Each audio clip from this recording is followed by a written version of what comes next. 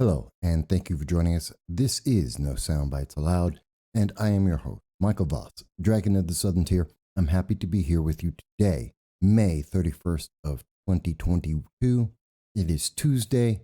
I hope everyone has had a very good Memorial Day holiday, and we were all able to remember those who gave everything for America and Americans. Today is a difficult day, not because of the fears of inflation, the pending food shortages that have been confirmed by the White House, not because of energy costs or the wars across the world. No, today is a difficult day because of the loss of freedom that is pending in this nation. When we say that it's pending, well, we need to go into some detail to explain that. And more importantly, I think it's time that we ask a simple question. A question that has been asked for 54 years, more than 50 years, and has yet to have a significant or realistic answer. Perhaps in asking this question and understanding the question that affects all of the lives of Americans across this nation, perhaps then we can get closer to a solution that has evaded us for more than half a century. But before we get started, we do want to mention that if this is the first time you're seeing our channel, we welcome you and thank you for being part of our audience. We want you to know that we do long-form political commentary, and every Sunday at 2:30 p.m. Eastern Standard Time, we do a live stream with you. We reach out on all the social media that the internet overlords will allow to hear what you have to say about the issues that matter to you.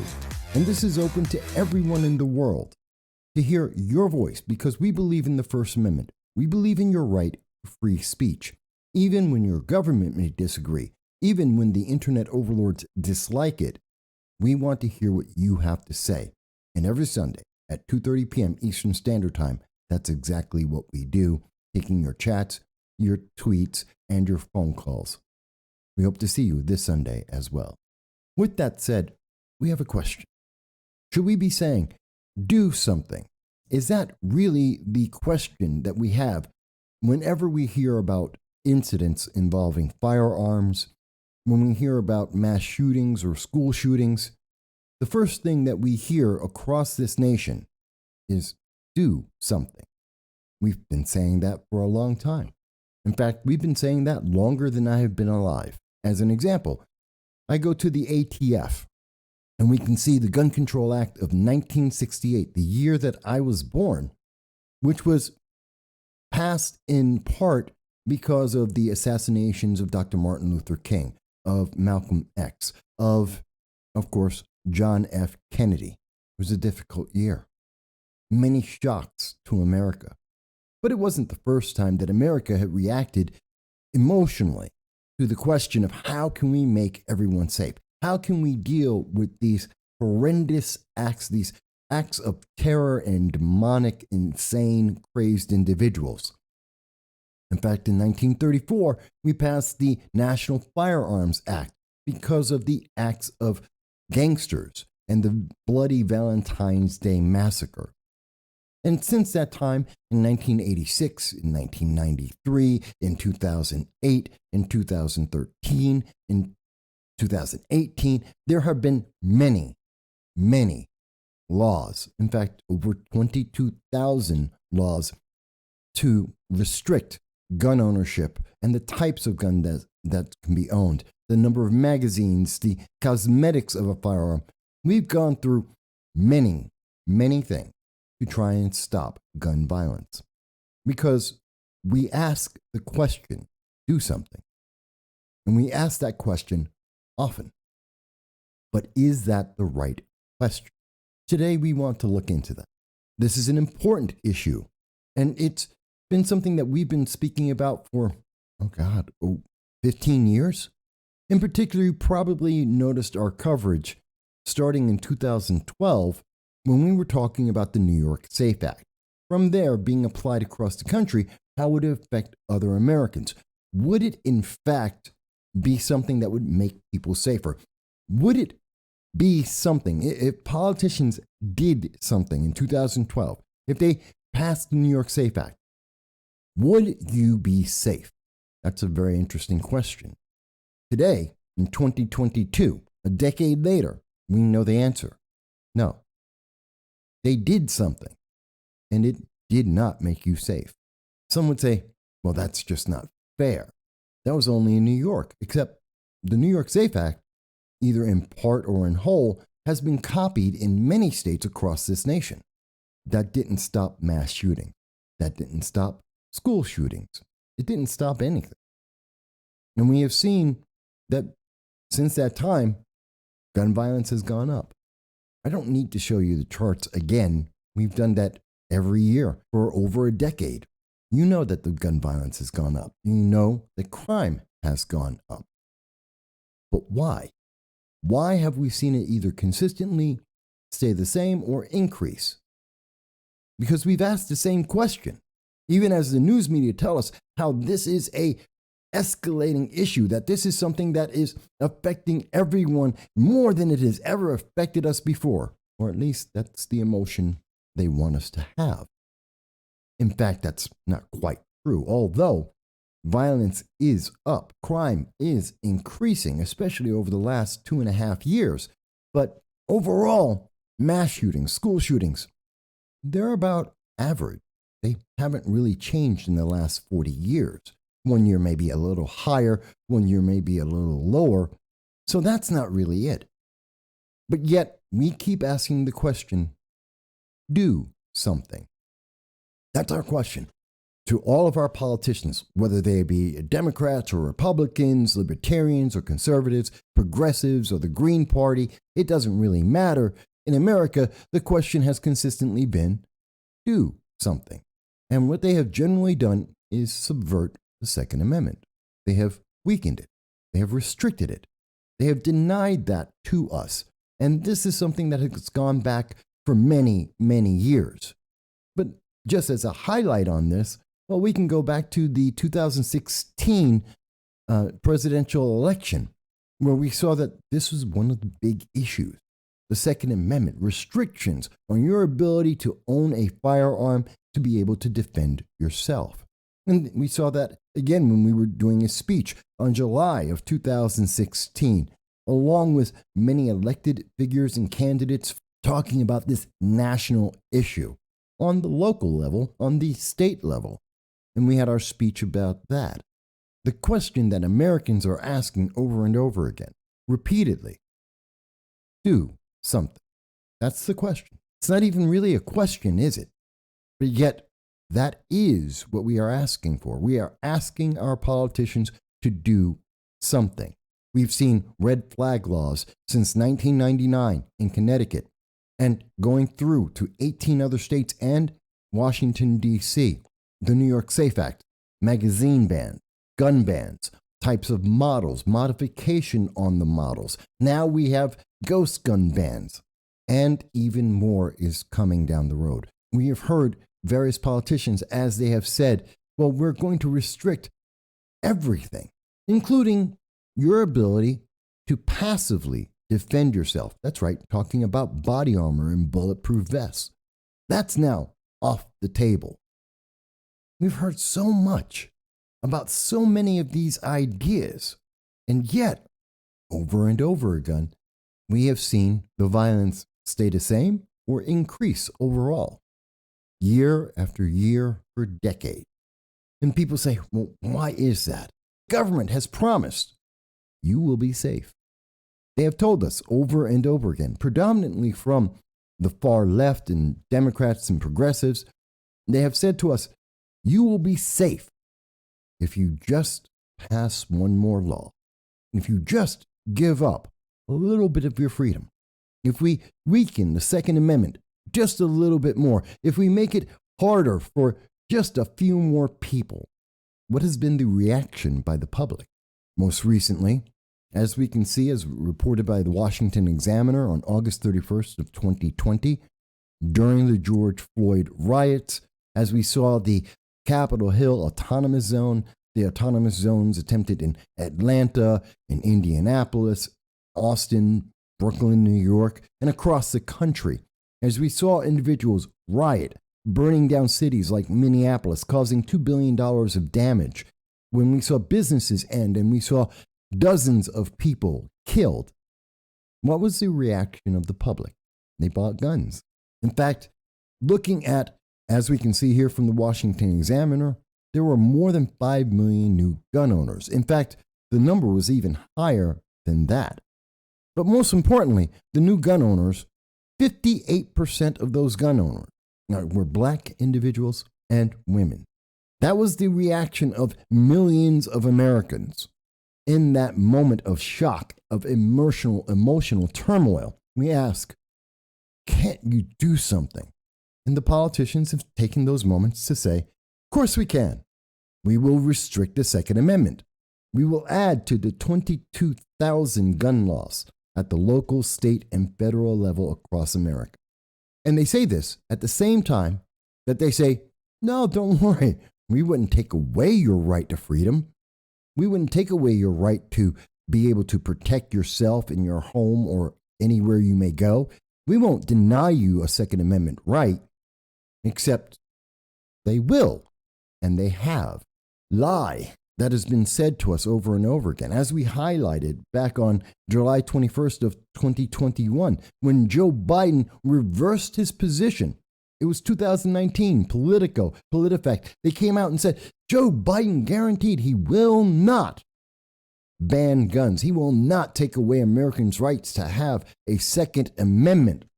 And yet, in 2021, Joe Biden, during a CNN town hall, nationally televised, say that he's considering banning 9mm guns to restrict our Second Amendment rights. And again, we know that in 2021, as of December of 2021, as reported by The Guardian, gun purchases continue to go higher.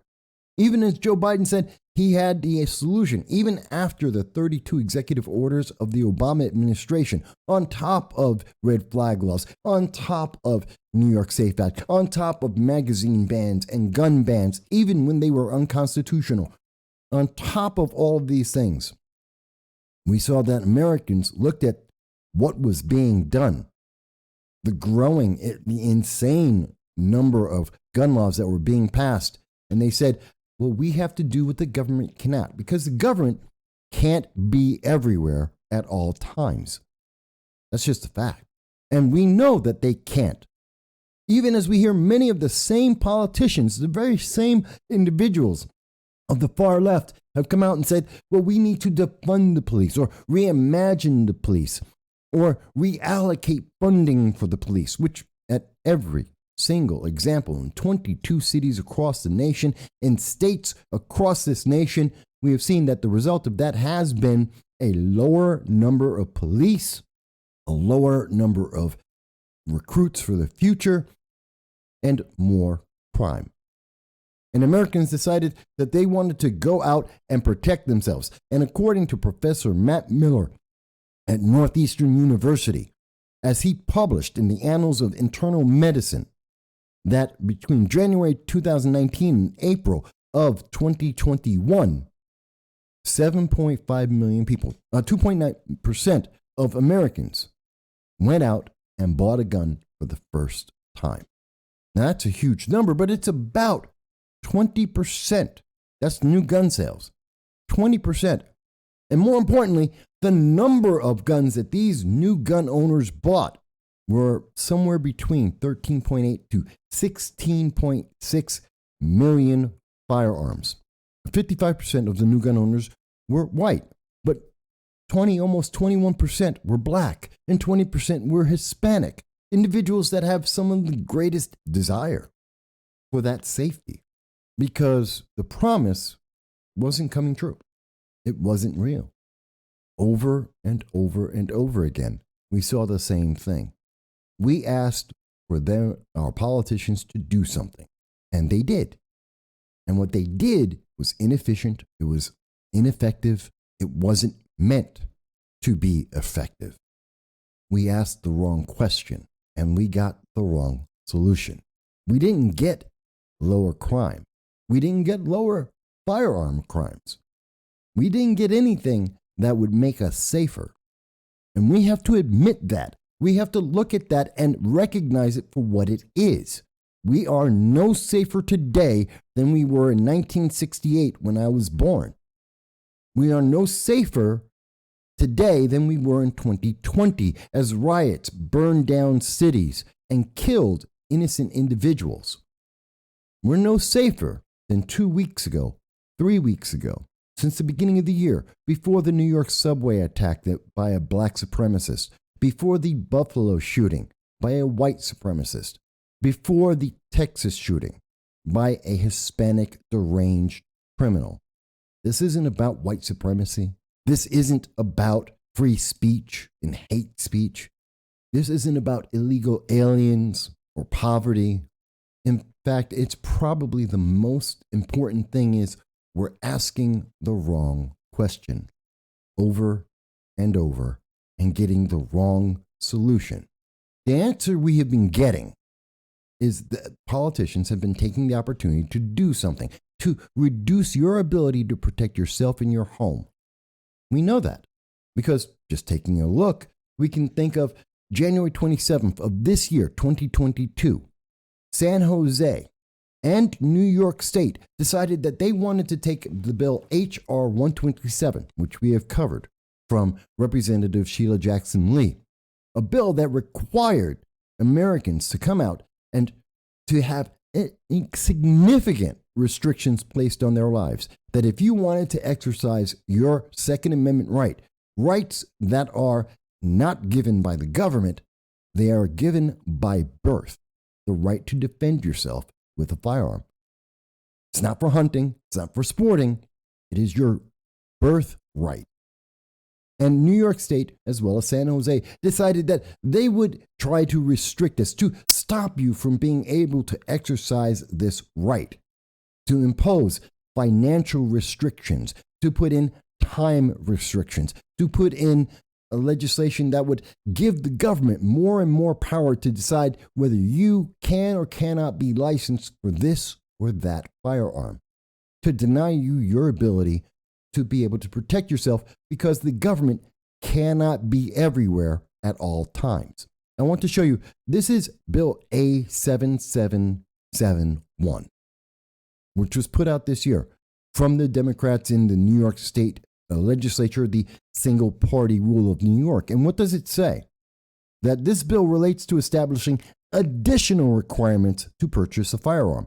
Mind you, in New York State, it's one of the most difficult states in the nation to get firearms, which did not stop the New York subway shooter. It did not stop the Buffalo shooter. It doesn't stop criminals. But yet, we want to add more requirements to be able to get a firearm. Well, what kind of requirements? Well, for shotguns and rifles, it would require that you have to get a hunting license. Well, a hunting license doesn't have anything to do with protecting my house, to protect my family, my property, even myself. So why do we need a hunting license? Perhaps it's because we're told, well, the Second Amendment applies to hunting, but no, it really doesn't. That's not what its purpose is. And that's well known by every politician and anyone who reads the Second Amendment. But they want us to have this before we can get a shotgun or a rifle, which we have shown you year after year, well documented by the CDC, the FBI, New York State, and other states. In every case, rifles and shotguns aren't the problem. In fact, people use knives to kill other people more than they use rifles and shotguns combined, by a multiple. Let's see what else this bill does. It establishes an additional requirement for all firearms, shotguns, and rifles in taking a 5-hour safety course. Well, that's fine, and that's a good thing, but do you have an extra 5 hours just to take a safety course for something that you may be denied for? Remember, in New York State, they may not give you the license, not because of any other reason than they don't want you to have it. But now you have to take 5 hours and you have to pay for this course. This is an additional cost on top of being able to get all of the paperwork for New York State, on top of being able to pay for the firearm and its ammunition. Now you also have to pay for a safety course and take time out of your day, losing time from your work to be able to do this. And then you have to pass this exam with a 90% accuracy. Let me ask you, what else do you have to pass with 90%? Imagine if you had to, I don't know, get a driver's exam and you had to pass with 90% proficiency. How many people in America could pass that test? Or any requirement for any job with a 90% proficiency? Let's be realistic. The majority of Americans will never be able to live up to that standard for anything. And yet we want to do that for a fundamental right that is given to us by birth. And New York State says you can't have it. How about this? Providing a notarized proof of a past drug test and mental health evaluation. Remember, in New York State, it's legal to use cannabis, but if you do, which is a drug, you are now going to be denied the right to defend yourself. You will be a criminal if you have a firearm and you use cannabis by New York State, a catch-22. Also, let's remember that New York State, like most states that are run by Democrats, will refuse to force people to have a drug test. And Democrats say, no, you can't do that. No one needs to have a drug test. And yet, to be able to exercise a birthright, they're saying you have to pass a drug test. Why do they change their opinion on this issue and nothing else? And of course, you have to provide proof of additional purchases for safe storage, a storage that is determined by the government, which has a requirement that is higher than many people will ever have or will ever need, as well as passing a criminal background check, which is already a requirement in New York State and the nation. Again, I just wanted to go over that very briefly to let you see that we're asking the wrong question and we're getting the wrong answer. When we look at this bill, A7771, when we look at HR 127, which is what the New York bill is based on, when we look at the New York SAFE Act and red flag laws, what we see over and over again isn't something that will protect law-abiding citizens. 99.994% of Americans who have never broken the law and never will in terms of gun control, and yet they're the ones being affected.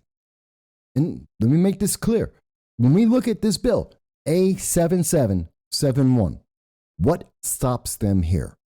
We saw with the Buffalo shooter, when red flag laws were initiated and he was brought in for an exam, he lied. We see that Hunter Biden, when he applied for a pistol that he later disposed of behind of a children's school, he got through that exam, that national requirement, that licensing, and just lied. Criminals aren't going to be stopped by these things if we are being honest with each other. These are not requirements that are going to ever stop them because we're asking the wrong question. I know in California said they're going to pass the first law in the nation to make sure that gun owners have to have insurance. Criminals don't care about insurance. This is just a burden on the 99.994 gun owners across the nation that do not break the law. It is a further financial burden. It's more of a cost, especially at a time when inflation is soaring, when energy prices and food prices are soaring ahead of a national food shortage. These are laws targeting law-abiding citizens. They're adding cost upon cost, time, and effort that you may not be able to have to exercise your birthright, to be able to defend yourself and your family. And then we heard Joe Biden, as he came out, that his position during the Obama and Biden administration, and since then, has been to take away your right to defend yourself like the rest of his party, like progressives and others throughout the United States. That they say, well, if you, a law-abiding citizen who has never been a problem and overwhelmingly will never be a problem, if we deny you the ability to defend yourself, well, then you'll be safe. Does anyone actually believe that if he were to ban 9mm handguns, as he has promised previously, that you're going to be safe? That all of a sudden, every single criminal across the nation, across the world, that they would stop using 9mm handguns? What happens if they decided to use revolvers? What if they decided to use bombs? Or they go back to using cars, as we saw in Waukesha, in Las Vegas, in Manhattan, as we have seen across this nation? What then?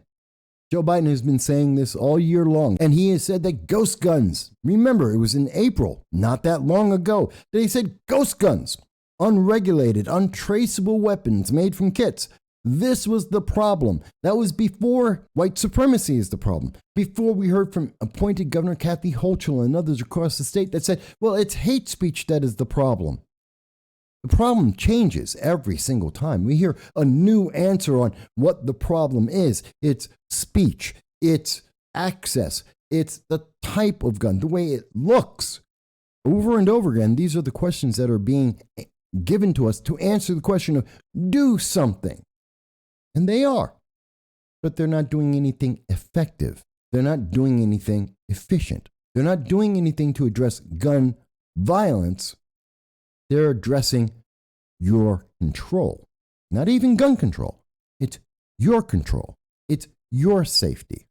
When Joe Biden was speaking the other day from the White House, May 30th, and he mentioned once again, I know that it makes no sense to be able to purchase something that can fire up to 300 rounds. Not really making common sense because no one's been firing 300 rounds. But going on, he says, I know it makes, and I know what happened when we had rational action before, back in when the crime bill was the law that got passed. I'm not sure what that means, but I believe that Joe Biden was trying to refer to the gun ban bill, except during that time, we still had mass shootings. We still had school shootings. And on average, they were exactly the same as before and after.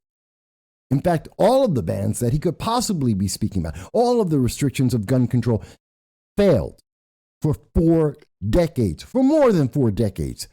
In fact, we can see 1968, 1934, we have consistently added more and more laws, and it hasn't stopped anything. It hasn't worked. Criminals don't care. Law-abiding citizens have been restricted, but criminals, the deranged, they have not. So I don't know what Joe Biden was saying there. I don't think Joe Biden knows what he was saying there. Later in the conversation to America, and those who, not many are saying it anymore, but there was a while there where people were saying, you know, the tree of liberty is watered with the blood of patriots, which is true. Memorial Day is an example of that. And what we have to do is you have to be able to take on the government when they're wrong. That's not exactly what anyone says, although our founding fathers built into the Constitution, built into the amendments, the Bill of Rights, the fact that the American people should be able at any time to stop their government through many means, both legal, protests, laws, even impeachment of elected officials, to give us many checks and balances in the system to make sure that if our government is going beyond its power, that the people, the public, have the right and the ability to stop that government, with the ultimate safeguard, the ultimate check on the balance of power being that the American people will be able to be armed. That is true. That is a fact. Well, to do that, Joe Biden says, you need an F-16, or you need an Abrams tank. Well, that's just not true. And I'll point to Afghanistan as an example. They beat Joe Biden. They didn't have Abrams tanks when they did it. They didn't have F-15 fighters. In fact, they had no air power whatsoever. They do now. They have air power. They have tanks now because Joe Biden gave that to them as he ran away. And we have seen across the world that governments have been toppled without having the same kind of power as the government and the military may have because the people stood up and stopped them. It is the people who always have the power And we don't need F-16s or nukes or tanks to be able to do that. Remember, in 1942, the Japanese government at the time, I believe it was Minamoto, who said that the problem with attacking America is behind every blade of grass is an American with a rifle. Well, that still is true, whether it's the American government, the Japanese, or any other invader or anyone else who is corrupt. According to the Second Amendment, throughout our history, we can own cannons, and we have. We can have multi-barrel firing guns like the Pucker gun. We can, and we have. Americans have been as well armed as our military. It just doesn't like that. And as we can see, over the decades, Democrats don't want you to have that right. Because when we ask the question, do something, they respond with, give us your freedom and we'll make you safe. But we are never safe. But this is an example that is being used by many politicians around the world, pointing to Americans and saying, if Americans are saying that it's too dangerous for the people to own firearms, then we can't have firearms either. One of the greatest examples recently is now that the Canadian Prime Minister decides that he wants to freeze all handgun sales in Canada, reacting to what Joe Biden has said about 9mm handguns. And now we can see that, according to Canadian Prime Minister Justin Trudeau, he says we cannot let the gun debate become so polarized that nothing gets done. We cannot let that happen in our country. And he said he wants to this ban would apply to buying, selling, transferring, or importing handguns anywhere in Canada. This is a nation where they don't have a right to the Second Amendment. They don't have the power to check the power of the government. They don't have a constitution or amendments like America. They aren't as free. And that freedom means they don't get to have a choice. Americans do. That's why Americans are the standard.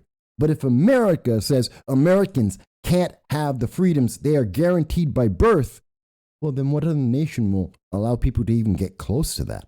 But you've been promised you're going to be safe. And realistically, even if Joe Biden somehow is able to convince a Congress that is dominated by Democrats and to place in front of him a bill that says that Americans do not have the birthright that the Constitution guarantees, and somehow that is approved and not challenged by the Supreme Court, and every American is now denied the ability to own certain types of handguns, if they are denied the right to have many semi-automatic rifles, if they are denied the right to defend themselves outside their own home, if we are denied the right to be able to have body armor and bulletproof vests to protect ourselves, and we are not able to provide every single American citizen with a police officer or a member of law enforcement everywhere we go at all times, will you be more safe than you are now? Will criminals, knowing that you are not able to defend yourself, that you are not able to protect yourself, will they be less encouraged to be able to use these firearms to commit crimes, or are they going to be more empowered? In the emotional distress that you have over what happened in Texas, over what happened in Buffalo, and what happened in New York subways, and what happened in Waukesha, in Chicago, in Baltimore, in LA, New York, across this nation, they're going to answer the question.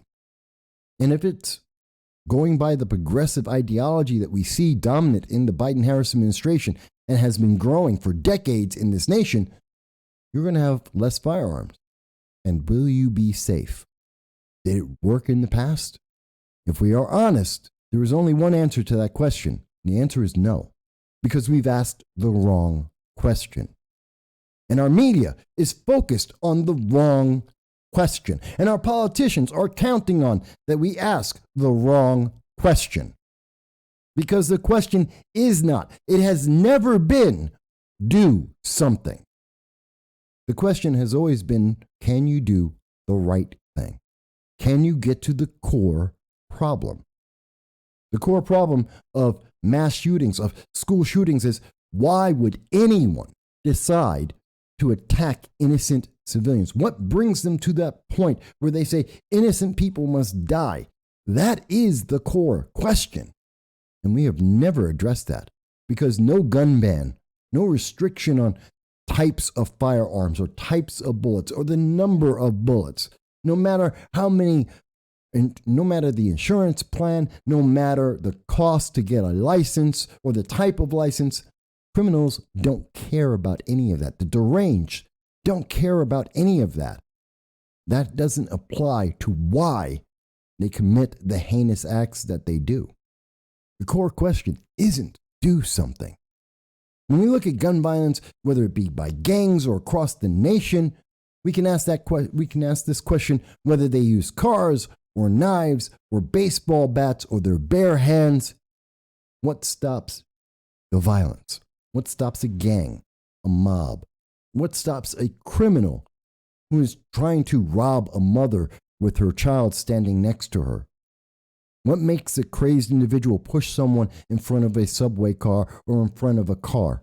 That's a different question. In fact, those are many different questions with many different solutions. And none of those solutions are, well, we'll just take away one of the weapons that they use on a regular basis. Because the fact is, if we look at all the weapons that are used by criminals and the deranged to kill and harm American citizens, guns aren't the number one answer. So I am left with this statement to you. Do you truly believe that if we ban 9mm handguns, certain types of semi-automatic rifles because of the cosmetic look of those guns, will that actually make you safer? Perhaps we need to ask the right question. And the question isn't, does the government get to pick what type of firearm you get to choose to protect yourself with? Really, the core question we need to ask is, when will our politicians do something effective? We haven't asked that question in 50 years. I think we need to start asking that question now. And we deserve, in fact, politicians are obligated to answer that question. Do something effective. But I'd like to hear what you think. And we look forward to hearing your comments on this. We thank you. We hope you stay safe and be well.